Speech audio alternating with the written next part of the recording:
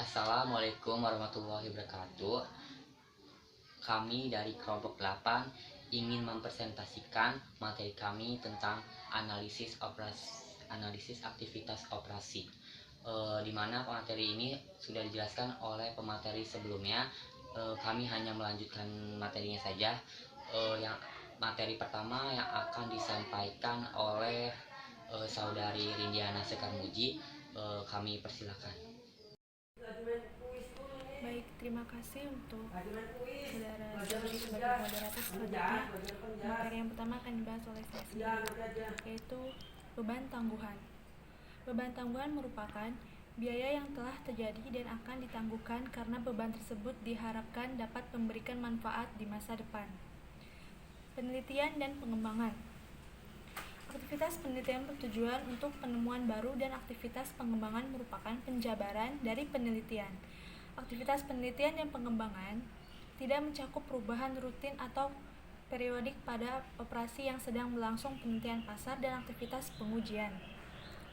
Aktivitas R&D tersebut menyebabkan kesulitan dalam akuntansinya. Akibatnya, akuntansi AS mewajibkan perusahaan untuk membebankan biaya R&D.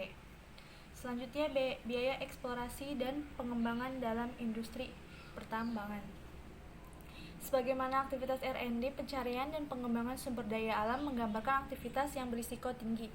Risiko tersebut melibatkan ketidakpastian, dan untuk menentukan laba, ketidakpastian menyebabkan masalah pengukuran dan pengakuan. Selanjutnya, tinjauan imbalan kerja tambahan. Beban yang dapat diidentifikasi ini tidak memiliki masalah pengakuan dan akuntansi aktual.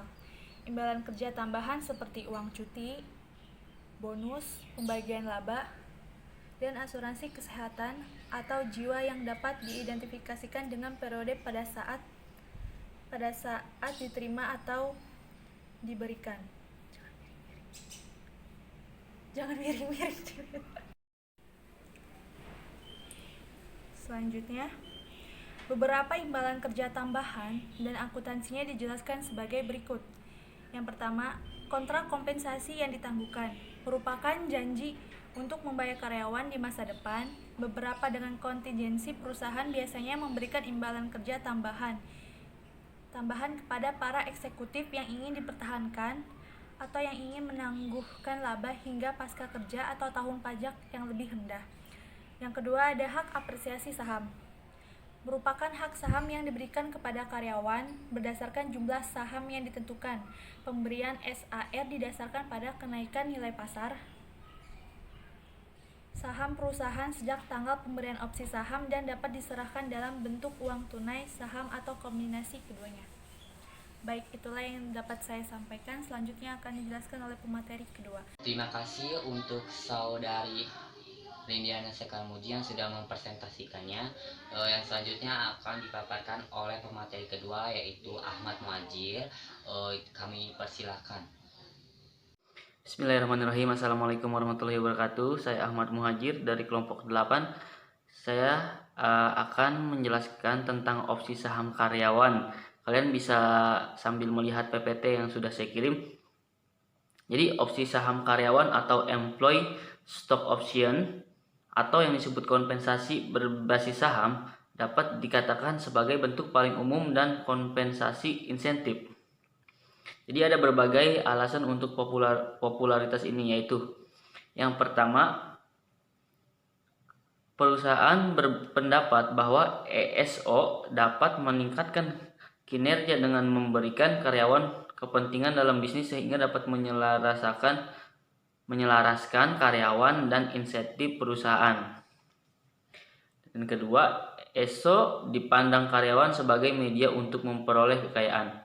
Selanjutnya yang ketiga, meskipun ESO merupakan bentuk kompensasi pekerja, tetapi arus kas keluar tidak dipengaruhi secara langsung.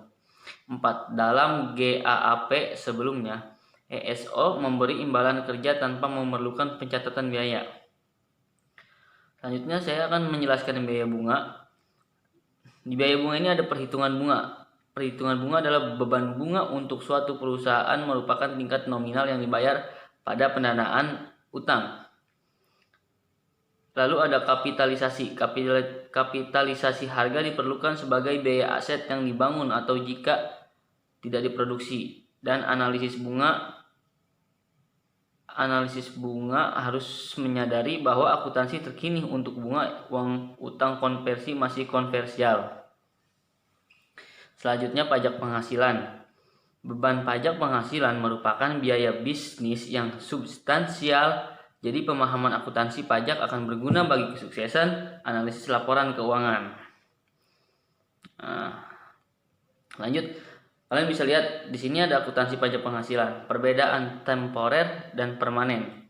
Perbedaan temporer atau temporary difference merupakan perbedaan yang memiliki sifat temporer, dan perbedaan ini terjadi karena adanya perbedaan akuntansi pajak dan GAAP. Sementara itu, perbedaan permanen atau permanent difference merupakan perbedaan yang sifatnya permanen, dan perbedaan ini terjadi karena adanya perlakuan hukum pajak dan US GAAP. Pajak tangguhan. Dasar penyesuaian pajak tangguhan atau deferred tax adjustment. Dasar penyesuaian tangguhan adalah untuk mengaitkan beban pajak periode tersebut dengan laba sebelum pajak yang dilaporkan. Dan pengungkapan pajak penghasilan. Pertama, komponen utama beban atau penghasilan pajak diungkapkan secara terpisah. Beban penghasilan pajak ini penyesuaian atas pajak ini yang berasal dari periode sebelumnya. Jumlah beban penghasilan pajak tangguhan terkait dengan perubahan tarif pajak. 2. Hal-hal yang juga diungkapkan secara terpisah.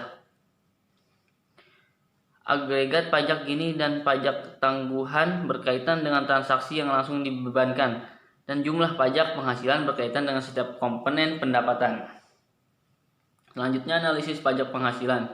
Kalian bisa lihat di PPT penyesuaian laporan keuangan. Aset atau liabilitas pajak tangguhan bukan aset sebenarnya, dan untuk mengecualikan liabilitas atau aset pajak tangguhan dari laporan posisi keuangan harus menghilangkan dari setiap kelompok yang diklarifikasikan dan disesuaikan jumlah neto terhadap ekuitas.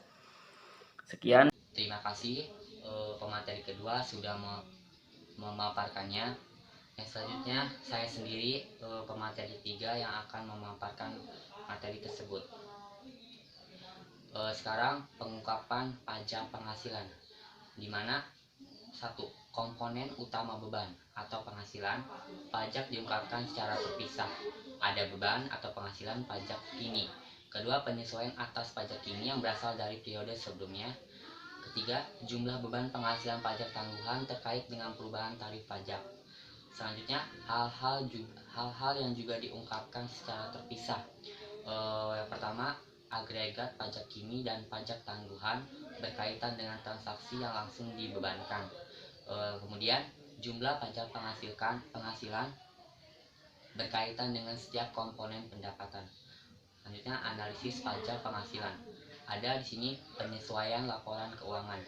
Aset atau liabilitas pajak tangguhan bukanlah aset sebenarnya.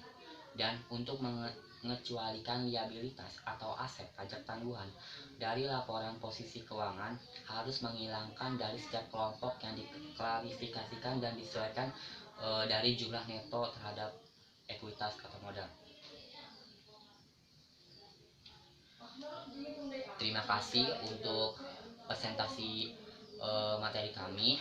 Apabila ada kesalahan ataupun kejanggalan mohon dimaafkan. Selebihnya kami tutup. Wabillahi taufiq wal hidayah. Wassalamualaikum warahmatullahi wabarakatuh.